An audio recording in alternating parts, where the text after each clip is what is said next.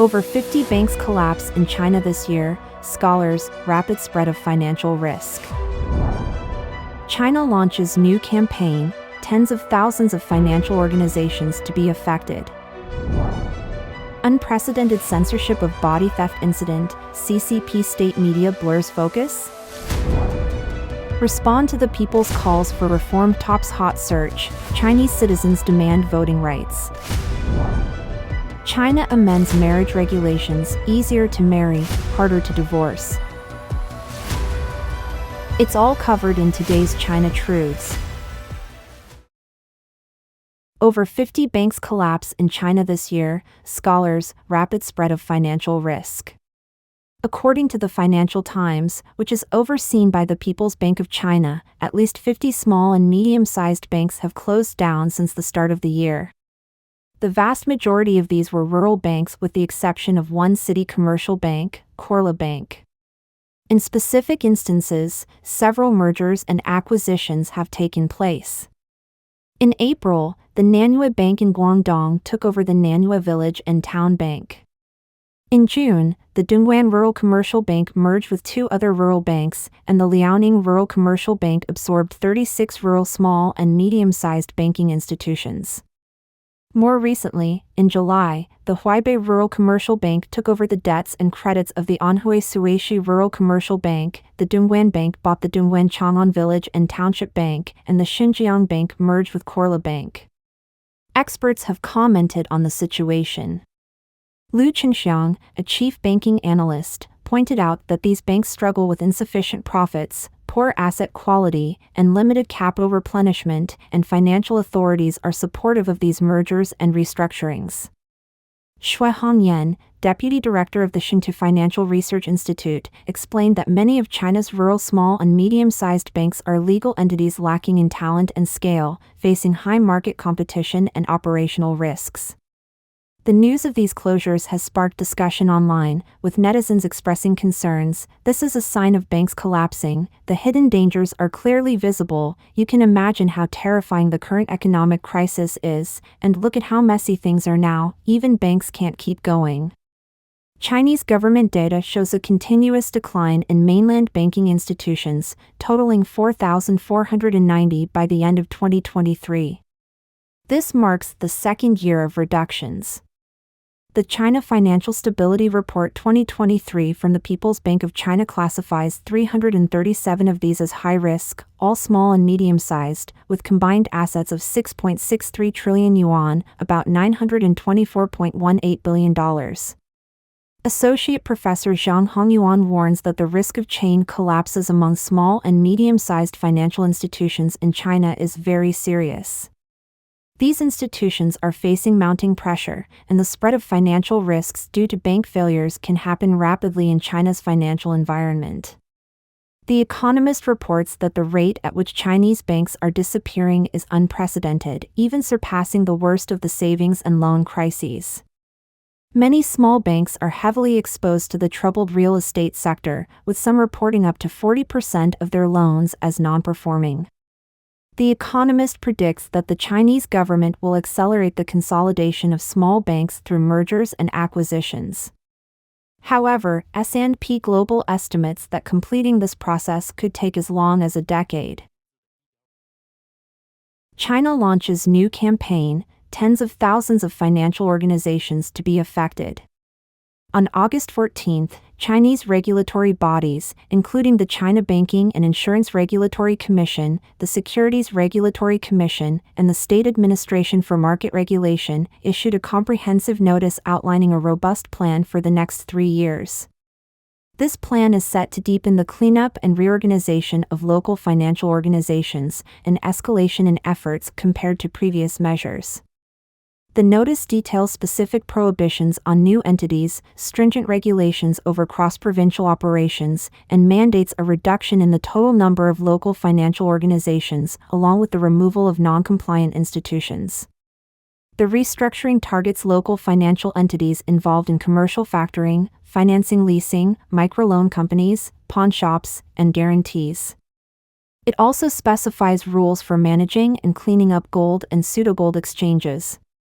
According to statistics, China houses over 30,000 local financial organizations, with microloan companies, financing guarantee companies, pawnshops, financing leasing companies, and commercial factoring companies being the most common.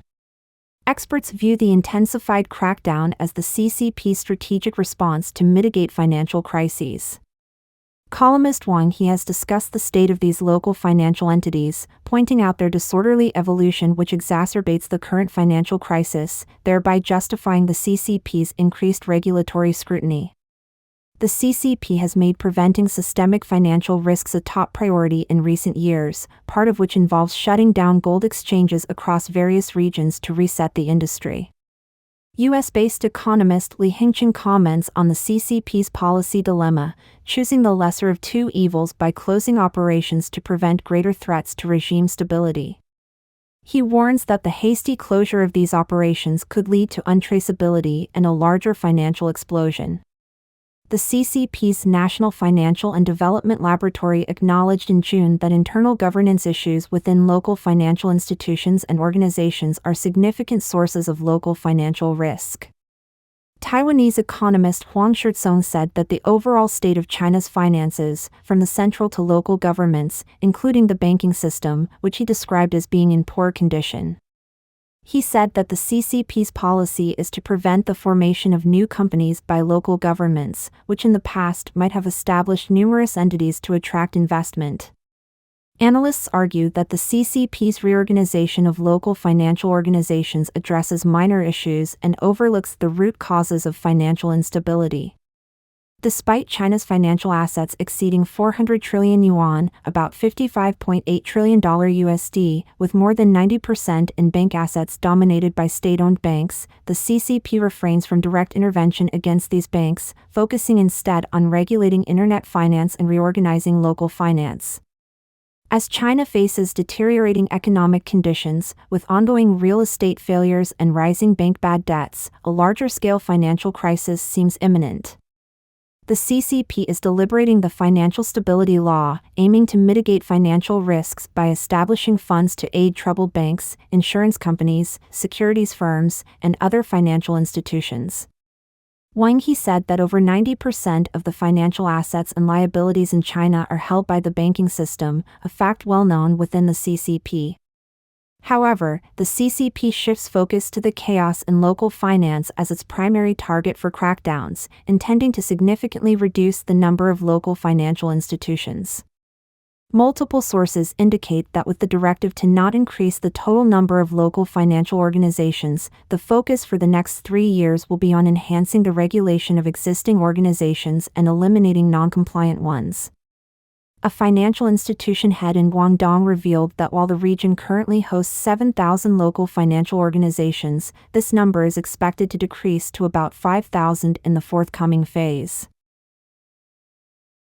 Unprecedented censorship of body theft incident, CCP state media blurs focus? In a recent shocking development, a widespread crime involving the theft of bodies for use in producing biological materials has come to light. The crime involved multiple companies and individuals across various industries, drawing sharp condemnation both domestically and internationally due to its particularly vile nature. Beijing lawyer Yi Xinhua, who brought this incident to public attention, was left stunned by the case. Adding to the discourse, commentator on Chinese current affairs, Xiang Dongliang, expressed his horror at such extreme incidents, remarking that everyday reality pushes the boundaries of what I thought was the bottom line. A report by Caixin said that Shangxi Airway, the company at the center of the scandal, is not merely an ordinary player in China's biomaterial industry but is infamously known within the sector. The company also supplies bone materials to a state-owned pharmaceutical company in Fujian province. The response from the mainland public has been one of universal fear and outrage at such a disregard for human decency. In response to the unfolding scandal, Chinese Communist Party authorities have implemented severe censorship measures to control the narrative. Lawyer Yi Xinhua's revealing Weibo post was deleted, and he was stripped of his directorial position at his law firm. Furthermore, all related reports from major media outlets including Caixin, Phoenix Net, Jimyan News, and the paper have been erased from the internet. On Weibo, the situation escalated as numerous related trending topics were censored and discussion sections for news articles were cleared out. In an unusually stringent move, the share buttons on news posts related to the case were removed, and like buttons were disabled, effectively preventing users from engaging with the news. Jeff Lee, a Chinese tech commentator based in Canada, voiced his astonishment at the depth of the censorship, observing that such extensive controls, including disabling the like button, marked an unprecedented and revealing measure of the situation's gravity. Chinese media exposes corruption in funeral industry, shifting focus? Amid the emerging issue of body theft, on August 14, both Chinese state media and the English edition of China Daily highlighted rampant corruption in China's funeral industry. The reports outlined various malpractices such as kickbacks for funeral supplies, fraudulent procurement of equipment, the issuance of fake cremation certificates, and unauthorized use of cemetery plots, implicating numerous managers and officials within the industry.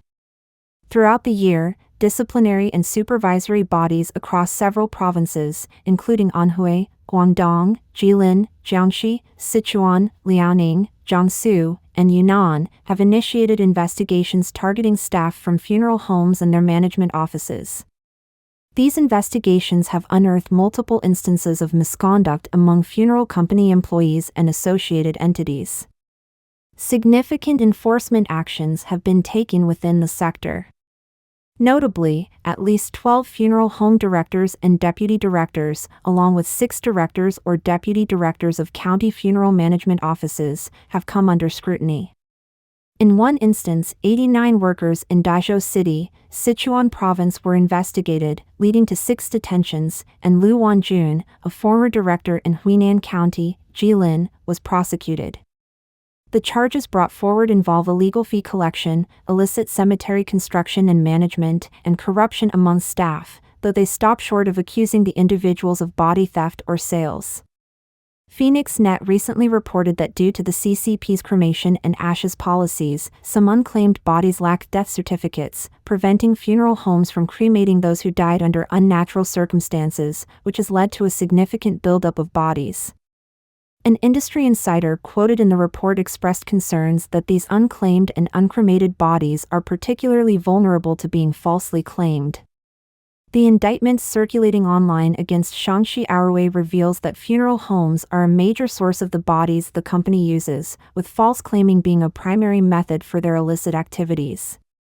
This has prompted netizens to question why unclaimed bodies can accumulate significantly, inquiring about their origins and how they are transported to funeral homes.